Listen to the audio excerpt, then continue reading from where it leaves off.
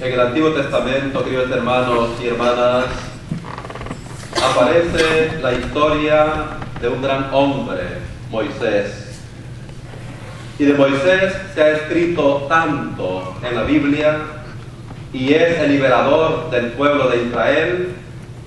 Moisés es el que logra pasar con el pueblo por el desierto, y Moisés es un insigne personaje en toda la Biblia, citado por el mismo Jesús.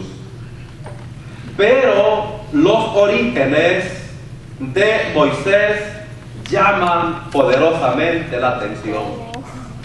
Moisés nació justamente en aquel contexto terrible en que el faraón de Egipto había montado una persecución contra todos los niños. Y el faraón dijo: todos los niños hebreos menores de 2 años del norte, acábenlos a toditos. En ese contexto nace Moisés.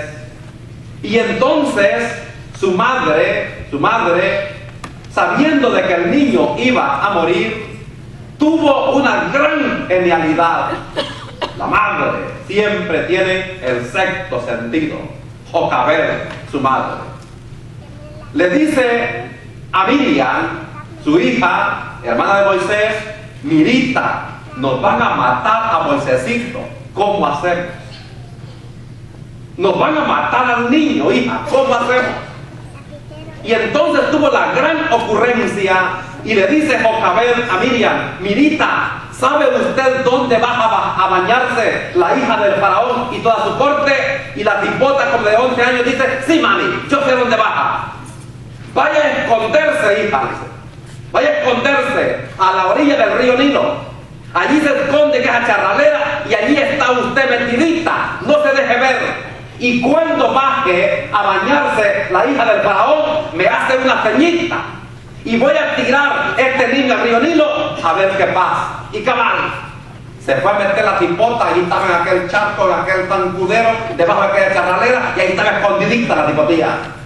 De repente baja la hija del faraón y toda su corte a bañarse al río Nilo, y entonces le hacen una ceñita a la mamá, y la mamá agarra al niño, lo pone en un canastito, y ahí va el tipote en el río Nilo, el río más grande del mundo. Ahí va pegando los paderones, ahí va el tipote para abajo, ahí va para abajo. Y de repente llega donde se está bañando la hija del faraón y toda su corte. Y entonces una de las criadas, metida la mujer hasta para vender, fue a ver qué llevaba la cajita, a ver qué llevaba. Y van viendo que en esa cajita iba Moisésito, limpia el tipo de chulo, mira el niño, y quedó admirada la mujer y dijo: ¡qué preciosidad! Agarró el niño y se le enseña a la hija del faraón. Y la hija del faraón, al ver el tipotito que era un angelito, como el niño Dios, dice: ¡qué preciosidad! Y entonces aparece la tipota, Miriam, y le dice: Majestad, ¿no quiere que le busquemos a alguien para que le cuide a este niño, para que críe a este niño?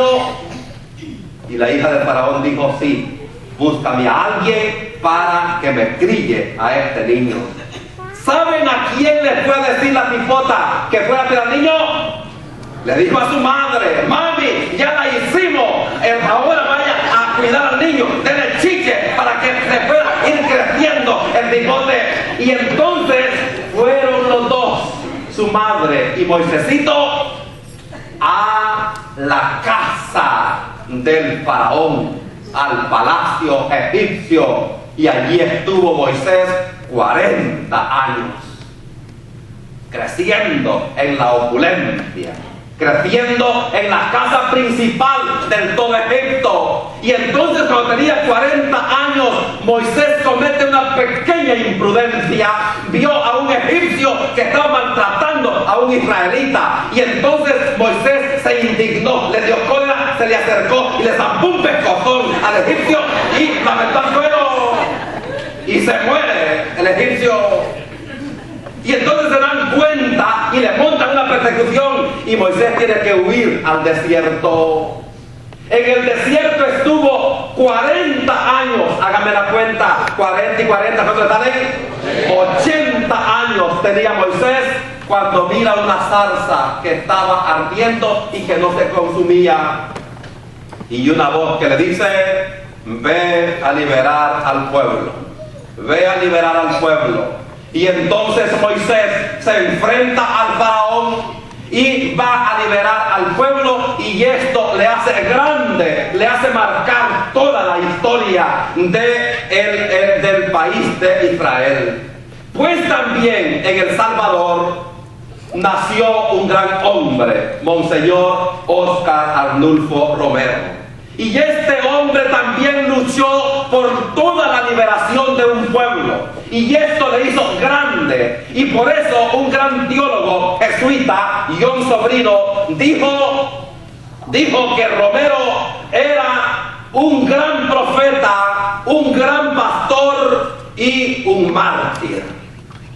Pedro Casaldáliga, un gran obispo de Brasil, dijo que Monseñor Romero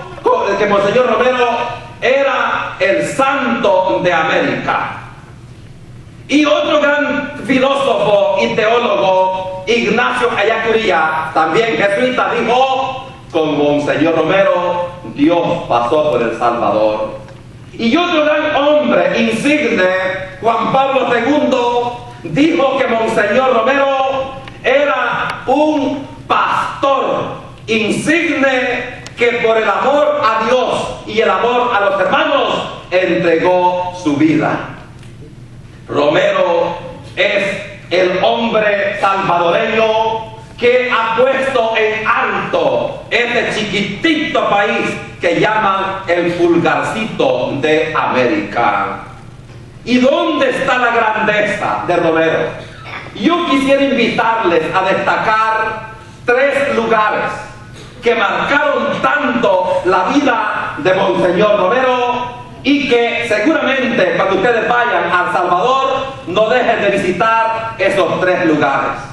El primer lugar muy famoso y que es como el punto de partida para que surja San Romero de América, es un pueblito, una parroquia de la arquidiócesis de San Salvador llamado Aguilares. En Aguilares estaba un sacerdote, el padre Rutilio Grande, de que había luchado mucho por organizar aquella parroquia. Tenía 300 delegados, tenía 35 comunidades. Y entonces en el país estaba tan terrible, había una gran persecución, más grande de lo que ustedes se imaginan. Había una persecución terrible y de repente aparecían muchos muertos. De repente aparecían muchos de que los agarraban presos, aparecían asesinados. De repente habían atropellos a la persona y a la dignidad humana. Pero lo más terrible es que un 12 de marzo de 1977 el ejército asesina a aquel humilde párroco de Aguilares, el padre Rutilio Grande.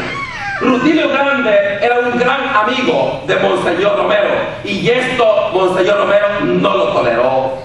Monseñor Romero no toleró que se atropellara la persona y la dignidad humana. No tolera ver a aquellas madres que lloraban a sus hijos desaparecidos. No tolera ver a aquellos padres de familia que buscaban angustiosamente a veces a sus hijos, a sus familiares.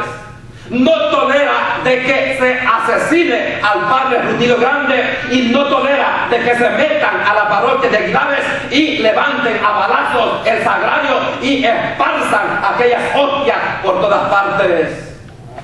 Y entonces Monseñor Romero interiormente se hizo una pregunta: ¿qué hacer ante esta situación? Y Monseñor Romero, a pesar de ser ultraderecha y a pesar de estar a favor del gobierno y a pesar de ser un hombre de que lo pusieron de arzobispo porque pensaron que iba a defender a la derecha, hizo un cambio totalmente, un cambio radical, y se hizo el propósito de nunca ir a una actuación pública o a una actuación del gobierno mientras no se investigara a profundidad el atropello a la persona y a la dignidad humana. Y de allí nació la conversión de Monseñor Óscar Arnulfo Romero en Aguilares. Y esto le lleva al segundo lugar. El segundo lugar es la Catedral de San Salvador. La Catedral de San Salvador se convierte en un gran signo.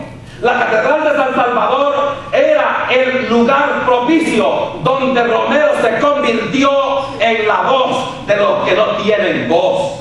Desde la catedral denunciaba terriblemente atropellos y al mismo tiempo llamaba de una forma magistral a veces al mismo ejército. Por ejemplo, en su última homilía, Monseñor Romero dice: en nombre de Dios y en nombre de este pueblo cuyos lamentos suben hasta el cielo, cada día más tumultuosos, les suplico, les ruego, les ordeno, cese la represión. Y cuando les ordenen matar, no hagan caso. Hay que obedecer a Dios antes que a los hombres. Y Dios dice: no matarás. Romero es el profeta que tiene la valentía de llamar a las bases de la Guardia Nacional, a las bases del ejército, y decirles que ante una orden de un hombre debe prevalecer la palabra de Dios que dice: no matarás. Desde allí Romero va a defender terriblemente a los más necesitados, a los más pobres de aquel país. Y esto le lleva al tercer lugar que quisiera hoy mencionarles, y es el Hospitalito de la Divina Providencia. En el Hospitalito de la Divina Providencia, allí vivía Monseñor Romero. Ese hospitalito es como un santuario donde Monseñor Romero pasaba horas enteras en contacto con Dios y donde preparaba sus homilías. Pero ese hospitalito de la Divina Providencia se convirtió también en el Gólgota, donde aquel 24 de marzo de 1980, Monseñor, mientras celebraba la Eucaristía, un francotirador le puso un balazo en su corazón y Romero cae muerto, con la gran esperanza y con la plena seguridad de que él había dicho: si me matan, resucitaré en el pueblo salvadoreño. Y él mismo había dicho: que mi sangre sea semilla de liberación. Y eso hizo de que Monseñor Romero sea también llamado mártir y santo de la Iglesia. Y por eso celebramos hoy esta gran fiesta, esta gran solemnidad en torno a este gran profeta, gran pastor, gran mártir y gran salvadoreño.